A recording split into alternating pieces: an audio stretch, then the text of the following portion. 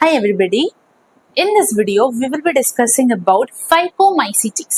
Kingdom fungi को 4 groups में divide किया गया है and according to NCERT, we have to study these 4 groups. Those are Phycomycetes, Ascomycetes, Basidiomycetes and Eutromycetes.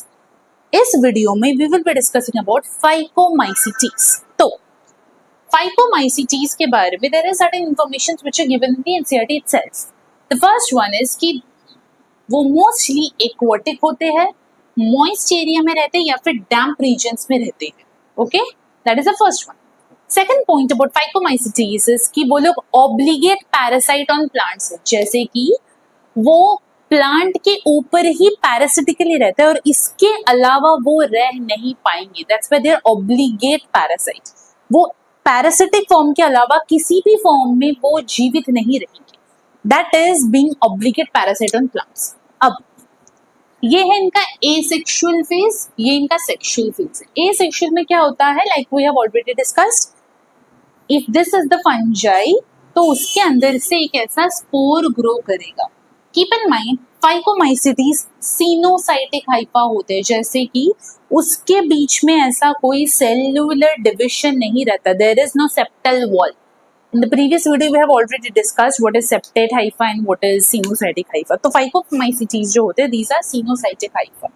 अब वो जब asexually reproduce करना होता है उनको, उनके अंदर से एक ऐसा sporangium grow करता है. इस स्ट्रक्चर का नाम है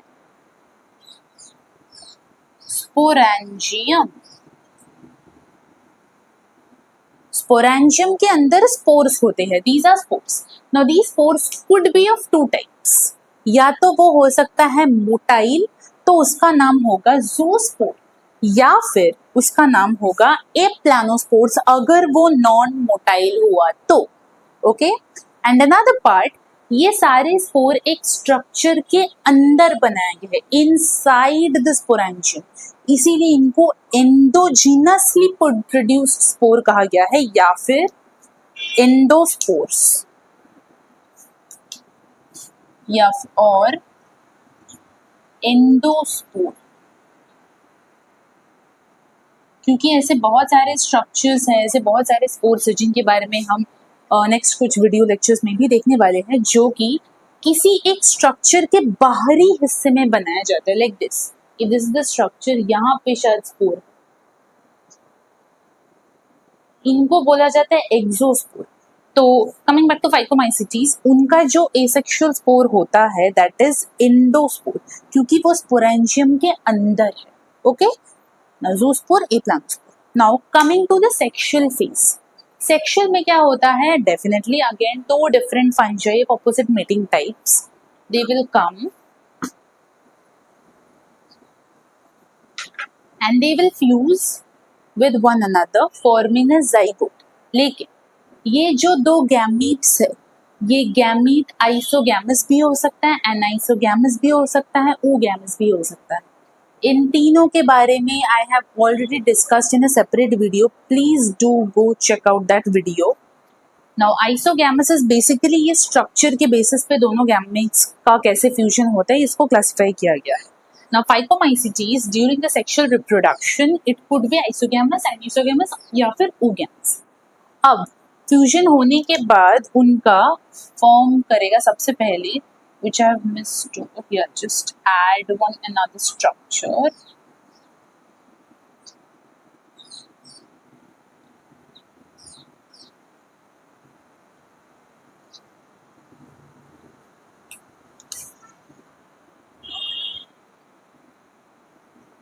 ज़ाइगोट.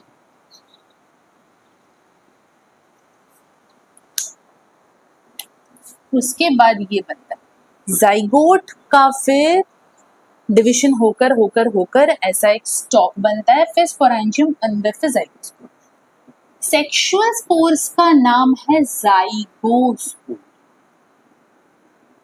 ये भी एंडोजीनसली प्रोड्यूस्ड है क्योंकि स्पोरेंजियम के अंदर, ये भी endo.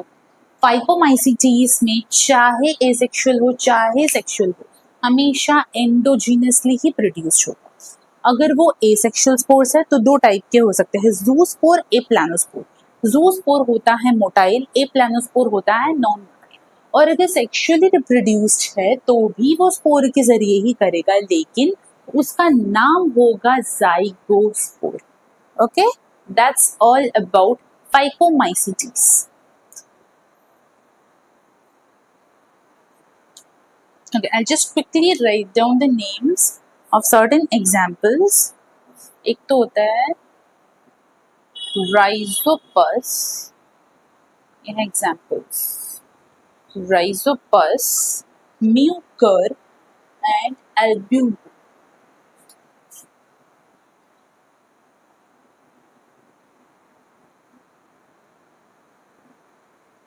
These are the three examples. Okay, that's all about Phycomycetes.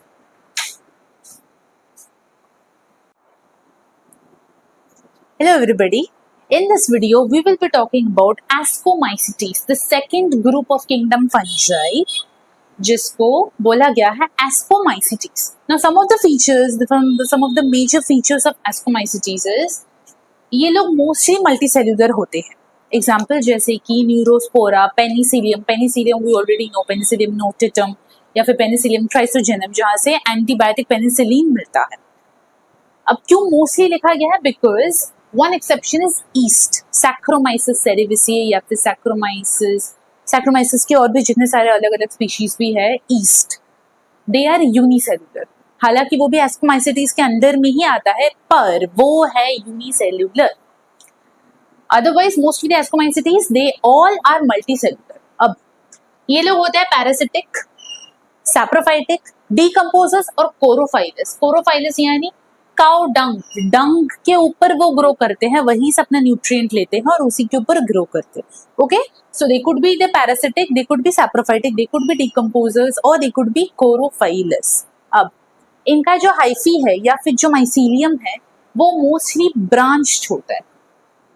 Branching देखा जाता है, एक आया फिर वहां से ऐसे ब्रांच आउट हो गया. ब्रांच्ड और सेप्टेट, उसमें सेप्टल वॉल्स रहता है. Okay, alright. अब उसका एसेक्सुअल लाइफ साइकिल देख लेते हैं. This is the asexual life cycle. क्या होगा? माइसीलियम में एसेक्सुअली एक स्पोर का ग्रोथ होगा या फिर एक ऐसा एक स्ट्रक्चर आएगा, एक स्टिक, और उसके ऊपर स्पोर का जनरेशन होगा asexually without involvement of two parents. सिर्फ एक ही माइसीलियम है, वहीं से ग्रो करेगा. अब एक ऐसा माइसीलियम जिसमें ऐसा एक स्पोर देखा जाएगा, उस स्पेशल माइसीलियम का नाम है कोनिडियोफोर. ऐसे सारे ही माइसीलियम है, दिस इज ऑल्सो माइसीलियम होता है, लेकिन माइसीलियम के ऊपर दैट स्पेशल माइसीलियम जिसके ऊपर ऐसा स्पोर का ग्रोथ देखा जाएगा, उसका नाम दे दिया गया है कोनिडियोफोर. तो ये है वो कोनिडियोफोर, वो स्पेशल माइसीलियम जिसके ऊपर देखा जाएगा ग्रोथ. अब इफ यू लुक क्लोजली, यहाँ पे स्पोर स्ट्रक्चर के बाहरी हिस्से में है, अंदर नहीं है. जैसे कि फाइकोमाइसीटीज में हमने देखा था कि ये था वो स्पोरेंजियम और अंदर थे ऐसे स्पोर्स. यहाँ पे उल्टा है, यहाँ पे बाहर है, तो इसीलिए इसको बोला गया है एक्सोस्पोर या फिर एक्सोजीनसली प्रोड्यूस्ड स्पोर. अब क्या होगा? ये स्पोर्स ऐसे ही उड़ उड़ के आएंगे, बैठेंगे, जहां पर भी जिस सरफेस पे वो गिरेंगे वहीं से दोबारा से माइसीलियम बन जाएगा. जहां पर भी वो आएंगे जर्मिनेट करेंगे. Okay, this is the asexual life cycle of एस्कोमाइसीटीज.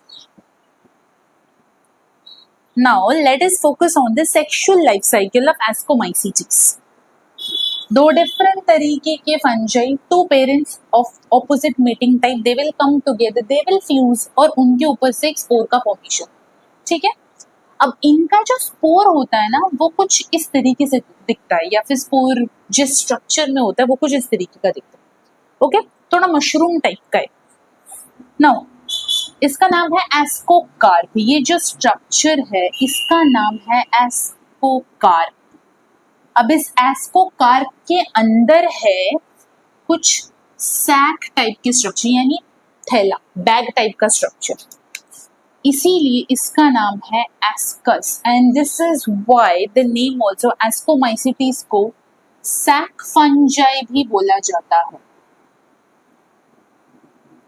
For this precise reason, for this ascus structure, ये थोड़ा एक सैक, एक बैग काइंड ऑफ दिखता है ये, okay, this is the ascus. और इस एस्कस के अंदर होता है एस्कोस्पोर। तो खुद सोच के बताइए कि these pores whether these will be exogenous or endogenous.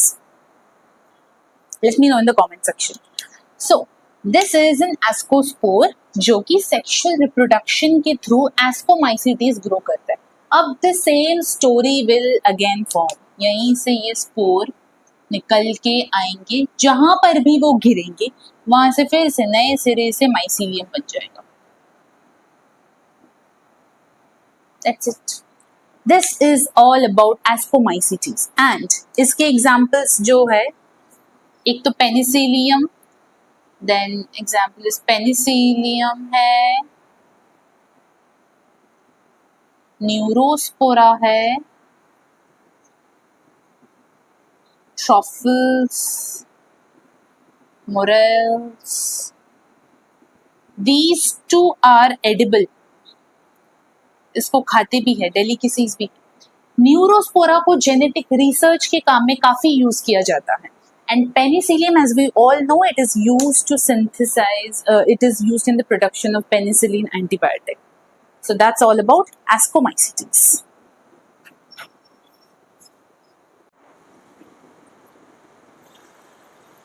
In this video, we will be discussing about Basidiomycetes, the last group of kingdom fungi, जहाँ पे इन सारे बेसिडियोमाइसिटीज के लाइफ साइकिल, उनके स्पोर्स, उनके लाइफ साइकिल या फिर उनके रिप्रोडक्शन के बारे में डिस्कस किया गया। Now certain features about basidiomycetes is कि वो they grow on soil, logs यानी वुडन लॉग्स, या फिर वो पैरासाइट भी हो सकते हैं प्लांट्स के ऊपर। Okay, so they could either grow on soil, could also grow on logs of wood, या फिर parasitic on plants. Okay. Second thing is उनके अंदर asexual spore ज्यादातर नहीं पाया जाता है। Asexual reproduction is generally not seen.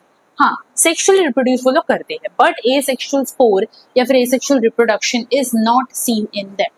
Second thing is उनका जो sexual reproduction होता है वो किसी gametes के अंदर नहीं होता है। In the previous video where we have already discussed, where we did discuss about life cycle of fungi, I told you about gametangia. Those are special structures in the hyphae जिसके अंदर gametes का production होता है। तो इनके पास gametangia नहीं होता, तो gamete का secretion या फिर production नहीं होता, लेकिन वो sexual reproduction करते हैं normal cells के अंदर, जैसे कि माइसीलियम का कोई भी सेल हो, हाइफल का कोई भी सेल हो, पर वो gamete नहीं है। वो सेक्सुअल ऑर्गन्स या फिर सेक्सुअल ऑर्गन से प्रोड्यूस गैमेट्स नहीं, वो नॉर्मल सेल्स है, हाइफल सेल्स है, जो आकर ऐसे ही सेक्सुअली रिप्रोड्यूस करते, फ्यूजन करते। Okay, somatic cells carry out cell fusion and sexual reproduction. Okay, now let us see how it happens. ये रहे दो हाइफा, इनका हाइफा भी सेप्टेट होता है एंड ब्रांच्ड भी होता है। हाँ, there hypha is also septate and branched. Okay, now these two hypha, they will come close to one another. Two of these cells will fuse, but these fusion will not lead to a zygote. ये एक dikaryon बन के रह जाता है यहाँ पर। ये what is a dikaryon? Where plasmogamy has taken place but karyogamy has not taken place. This is a dikaryon. Plasmogamy अच्छा भला हो चुका है, पर karyogamy नहीं हुआ। एक ऐसा सेल जहाँ पे दो न्यूक्लियस इंडिपेंडेंटली रह रहा है, इसको हम लोग कहते हैं डाइकैरियन। ये बन गया डाइकैरियन। अब ये डाइकैरियन ऐसे ही रहेगा कब तक? जब तक कि ना वो डिवाइड कर करके ये वाला स्ट्रक्चर एक फ्रूटिंग बॉडी ना निकाले। ओके, नाउ माइंड इट, क्योंकि इसी सेल, इसी डाइकैरियोटिक सेल के डिविजन से हमको ये स्ट्रक्चर मिल रहा है। इस स्ट्रक्चर के सारे सेल्स डाइकैरियन ही, since this particular cell is dividing to generate this fruiting body, तो इस सेल की तरह उसका जितना भी प्रोजेनी सेल आएगा सारा इसी के तरह, अपने पेरेंट की तरह ही डाइकैरियन ही। ओके, अब इस स्ट्रक्चर का नाम है बेसिडियोकार्प। इस पूरे स्ट्रक्चर का नाम है बेसिडियोकार्प। बेसिडियोकार्प कि नीचे there are certain round oval kind of structure जिनका नाम है बेसिडियम सिंगुलर, या फिर प्लूरल में उसको बेसिडिया भी कहते हैं। अब बेसिडिया खुद भी ऐसा ही है, डाइकैरियोटिक ही है, लेकिन बेसिडिया के अंदर जाकर फाइनली कैरियोगैमी होता है, फिर उसके बाद मियोसिस होता है। अब तक इस पूरे स्ट्रक्चर में अभी तक सारे सेल्स डाइकैरियन के हिसाब से ही थे। Basidia is the first one जिसके अंदर इसका भी तो बहुत सारा सेल्स है। Basidia is also a multicellular structure. Basidia के अंदर के cells now they will finally carry out karyogamy, उसके बाद सक्सेसिवली वो मियोसिस करेगा। मियोसिस करके वो 4 स्पोर्स देगा exogenously. Spores will be there, spores will be produced. Basidia meiotically produce करता है स्पोर्स। इन सारे स्पोर्स का नाम है बेसिडियोस्पोर्स, और क्योंकि ये बेसिडिया के बाहरी हिस्से में प्रोड्यूस हुआ है इसीलिए इनका नाम है exospore. They all are exogenously produced. Okay, that's about Basidiomycetes. Do follow for all other biology related videos. Thank you.